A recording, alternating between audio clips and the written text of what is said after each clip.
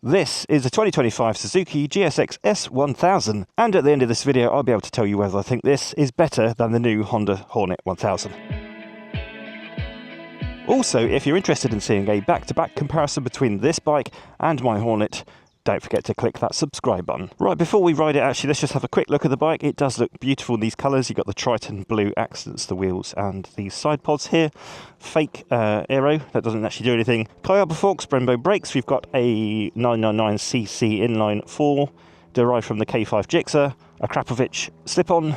Let's just go for a ride and see what we think. Oh, 810mm seat height. I am on a bit of a incline, but I can totally flat foot this bike, which is nice. There's the new dash, so that's updated this year, bringing their dash that they've got in the 800s over to this.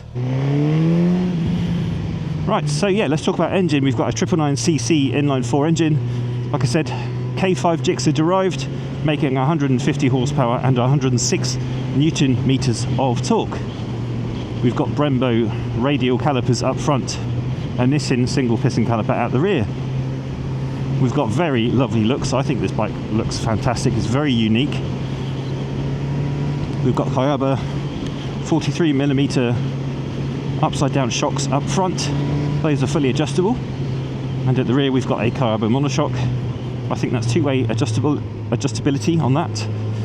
Preload and rebound damping, if I am not mistaken. We've got a seat height of 810mm or 31.9 inches. We've got a wet weight of 214 kilograms or 470, I think it's 472 pounds. It's got a 19-inch fuel tank, so quite a big fuel tank. But we can talk about the fuel economy a bit later in the video. So let's first talk about that K5 Gixxer derived 1000cc lump. As you would expect from an inline 4, it's very, very smooth. And with this Krapovic end can, which is just a slip-on, it does sound quite nice. In fact, I would say the noise from that can is probably the best kind of stock noise.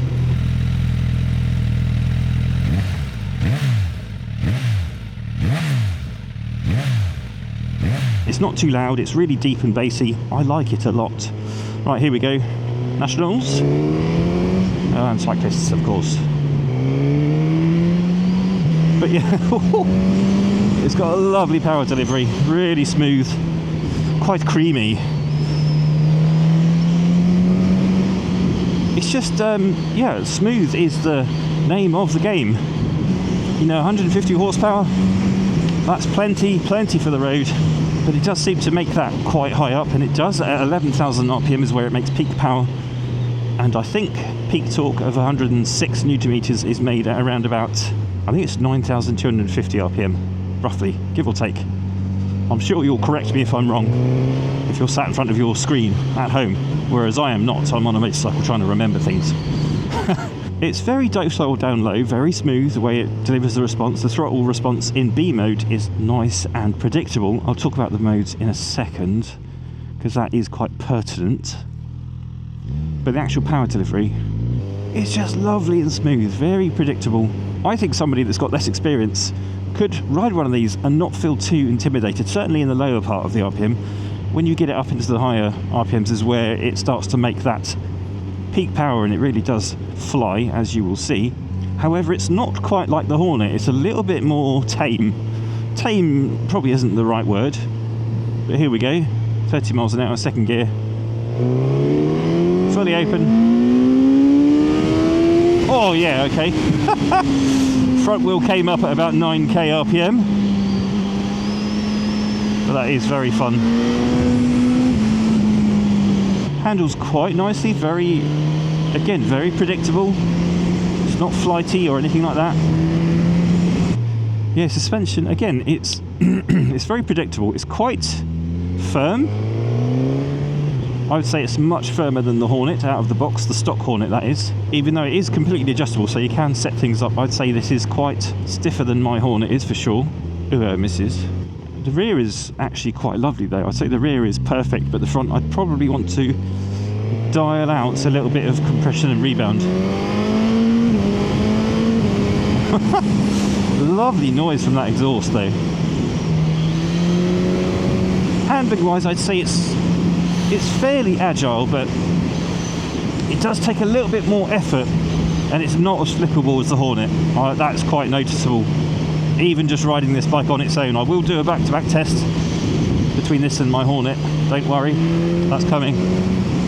But it is very stable, very planted, doesn't feel like it's, you know, I guess the Hornet does feel a little bit, sometimes a little bit wild, whereas this is much more much more stable. Brakes aren't terrible, but they're not amazing, which is a little bit surprising from Brembos. They just feel a little bit wooden. As soon as you depress the lever, there's not much in terms of feel. The power's there if you really do feed pressure into the lever. Well, it's just a little bit, there's not much in terms of feel. Yeah, it's a little bit very Japanese. We'll jump onto the motorway just quickly so I can get down to the next bit. Just under 5,000 RPM. There's not, you know, clean air. It's a naked bike. That's not an issue. There's hardly any vibes at this speed anyway. Let's push on a bit. Nearly 6,000 RPM now. Still, vibes are fine for me. Yeah, that's all good. Right, so let's talk about ergonomics then. Seat is lovely and plush. Very, very comfortable. Now, I have ridden this bike around a little bit, and I'd say an hour in the saddle is no issues whatsoever in terms of like comfort on the bottom. My upper body I am lent forward just a little bit. I did ride the other day and I did about an hour and a half, and that's when I started to notice a little bit of pain in just those sticky out bits in your pelvis. So an hour and a half to 2 hours would probably be my limit on this bike, which I think isn't too bad for a naked sporty machine. So you've got that new dash, which I really love these dashes on the Suzukis. They're so simple. You've got essentially 3 buttons. You've got an up, a down and a mode, and that does everything, and that's all you need. Absolutely fantastic. 19-inch fuel tank, so the most I've got out of this bike before filling it was 170 miles, and I reckon I could have got another 40 to 50 miles out of the tank. 44.3 miles per gallon, so there you go. It's a very stable platform. It's not particularly flighty, does everything you want it to do. The throttle response is lovely in B mode. It does have 3 riding modes, A, B and C, A being the most aggressive, C being the least aggressive. I find A just a little bit too direct, it's quite twitchy, but B is a lovely linear throttle mode, and it's the one that I spend most of my time in on pretty much every Suzuki. Let's get rambling. The looks of the bike are absolutely phenomenal. I think it really does stand out. It's a very unique, identifiable machine. You know exactly what it is with those stacked LEDs up front. It's got a very mass forward design language. It's quite brutish looking, which I like. It has got that stubby rear end, and the rear light isn't particularly inspired, but I don't think it looks awful at the same time. I think it does suit the overall aesthetic of the bike. Other electronics, it doesn't have a 6-axis IMU, but it's got a quick shifter, which is absolutely lovely. Really is nice. And it's the quick shifter that the Hornet should have had. The Hornet quick shifter is bloody awful, to be honest with you. Yeah, this one is really lovely, very direct, very smooth. I occasionally do experience a little bit of an issue with this quick shifter. Oh, you're not going to pull in there then, you absolute... You could have pulled in back there, pal. Yeah, so every now and again when you go into a gear with the quick shifter, it almost feels like it just softens the throttle and then it kicks in again. I'm not sure what that's about. Traction perhaps, but no TC light or anything comes on.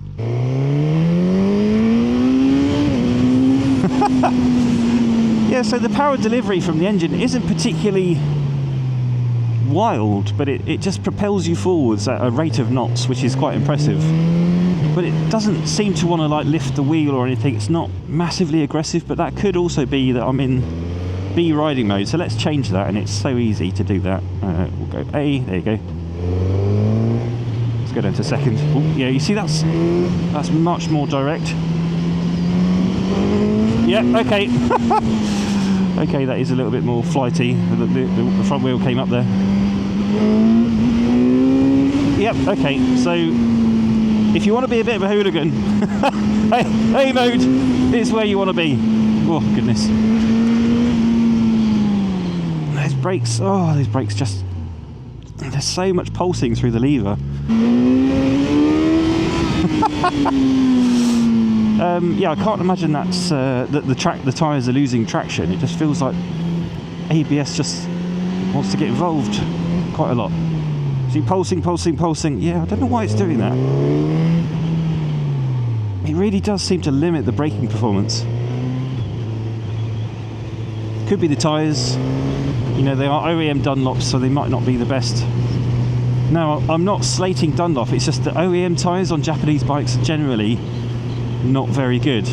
If you buy some Dunlops off the shelf in Europe, they are really good tyres. So much better than the OEM ones. Here we go. Hello!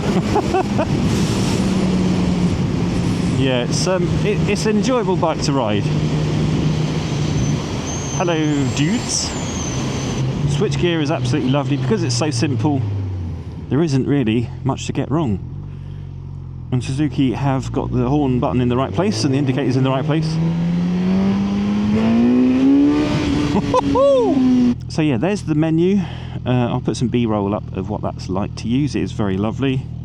So here she is, Suzuki GSX-S1000 for 2025. I think it looks absolutely fantastic. And I'm going to be honest, I think it looks better than the Hornet. I'm going to say that, as a Hornet owner myself. I think this looks way more identifiable, way more individual and unique. And yeah, I think it's a really pretty, aggressive, muscular, broody looking bike. I flipping love it. Brembo monoblocks, you got 4-piston calipers. There's your Kayaba upside down forks. Rubber hoses on the brakes, unfortunately, and we have a Nissin master cylinder and its axial as well, so that's a bit of a shame. A Brembo radial master cylinder would have absolutely transformed those brakes, I reckon. There's the stacked LED headlights, a kind of trademark of Suzuki. I quite like them. Massive frame. Actually, build quality is quite high on this bike. I would say the build quality also is better than on my Honda Hornet. Just a few little nice, you know, separate subframe there. There's the Acra slip-on. I think that's the perfect sound for a stock exhaust. This one does actually have a little an exhaust valve as well. Seat is lovely, and actually I think the pillion seat would be quite comfortable as well. There's the twiddlers at the top of the suspension there, fully adjustable. There's the KOIB monoshock buried in there somewhere. Nissin single piston caliper. So tyres, we've got Dunlop Sport Max Road Sport 2 tyres, and like I said, the OEM ones aren't the same as what you would buy off the shelf here in Europe. And there's the beating heart of this bike, that K5 derived inline 4 999cc, 150 horsepower, 106 newton meters of torque, 19 litre fuel tank. Like I said, good for nearly 200 miles if you're riding fairly sensibly. There's the switchgear, all very simple. I'm actually going to put it back into B mode because that's what I prefer. You can turn off the traction control. You've got 5 levels as well as off, so you could say that's 6 levels. You can turn this into a sort of night mode. So if I hold up, that goes into the settings menu.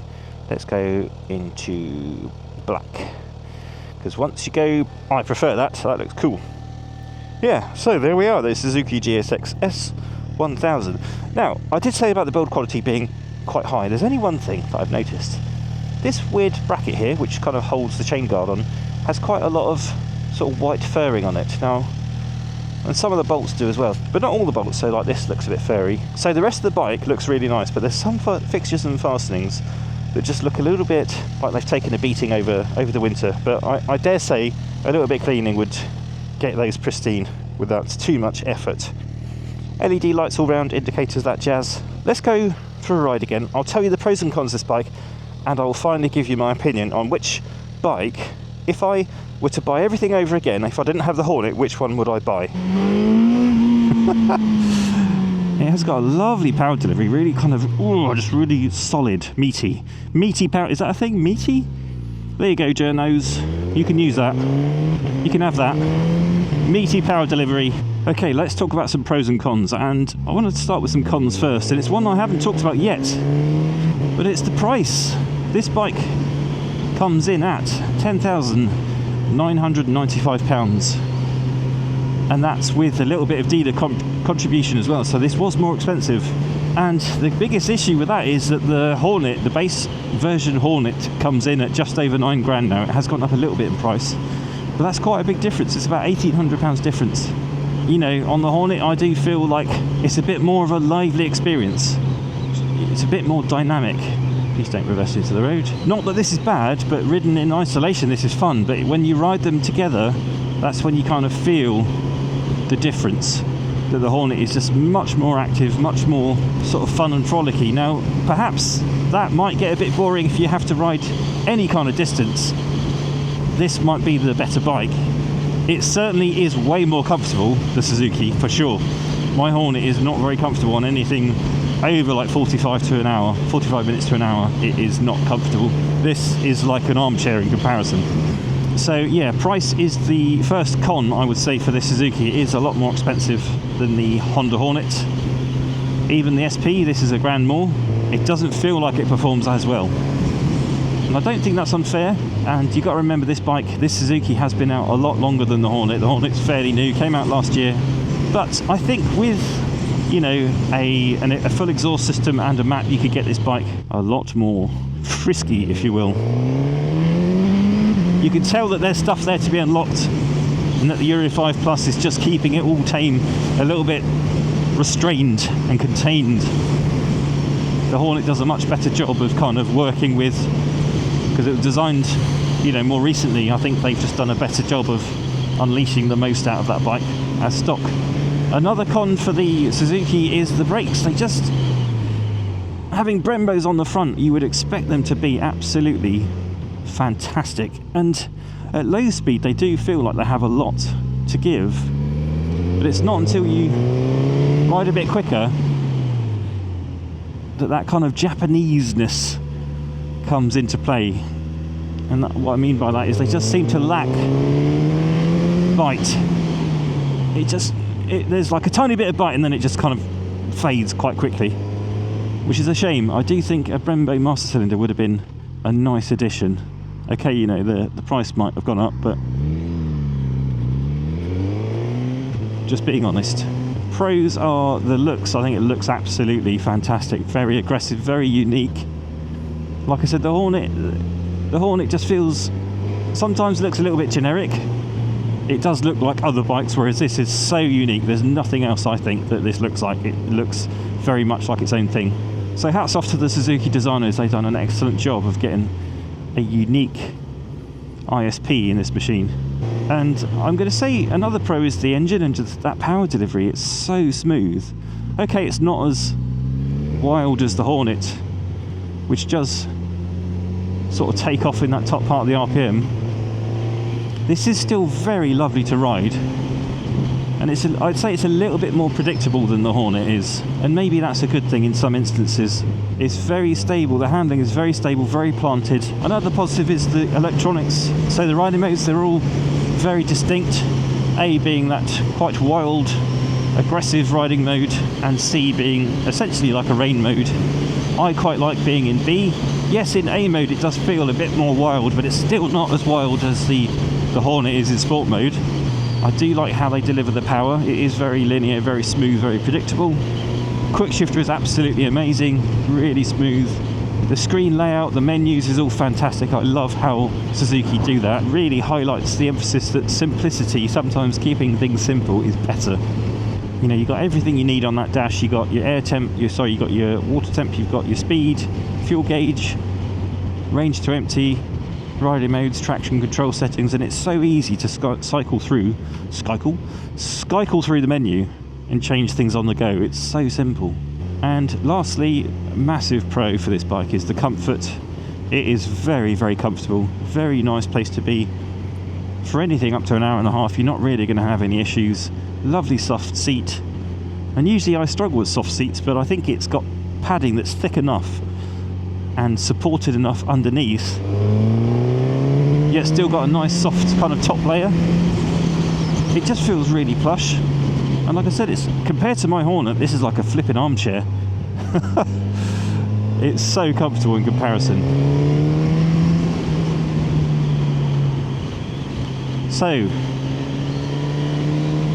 which bike do I prefer? Obviously, I bought the Hornet, which was £9,000.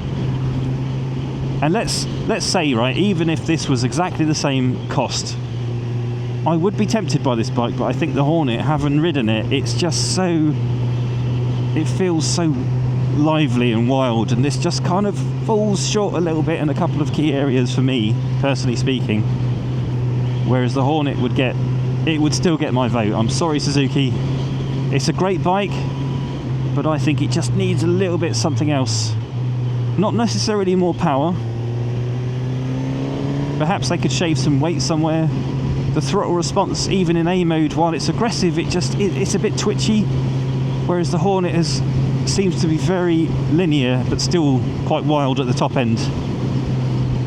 And the brakes on the Hornet are, even the Nissin brakes just have so much more bite. Perhaps doing track day, these Brembos might come into their own, but because of that Nissin master cylinder and rubber hoses, I just don't think the brakes are really given a chance to realise their full potential, which is just such a shame. You know, I love the looks of this thing. I think this looks better than the Hornet, I'm going to be honest. But how the Hornet makes me feel when I ride it, I'm just laughing the whole time. It's such a fun motorcycle to ride, and even though it's not as comfortable as this GSX-S1000, it's the bike I would choose. Sorry, Suzuki. I have really enjoyed riding this, and it's nice to see that Suzuki have kind of listened to feedback. They've updated this bike, because the previous dash was a bit of an old school LCD screen. It was in desperate need of an update, and it's definitely the best incarnation of the GSX-S1000 they've done, I think. And I would always say, you know, when you're watching review videos, go and ride something for yourself if you can, because, you know, this is just my opinion. It's my video, it's my opinion. You might feel completely differently about the Hornet, and you might prefer this.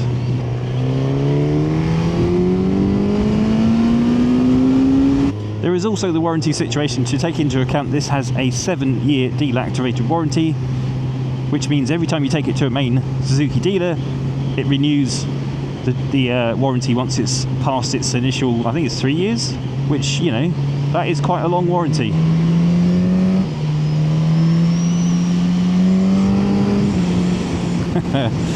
It certainly is a fun bike to ride. Right, I think that'll just about do it for this video. Thank you so much for watching. If you do go out today, do ride safely, but remember to have fun, of course. Otherwise, what's the point? Until next time, you take care. Peace.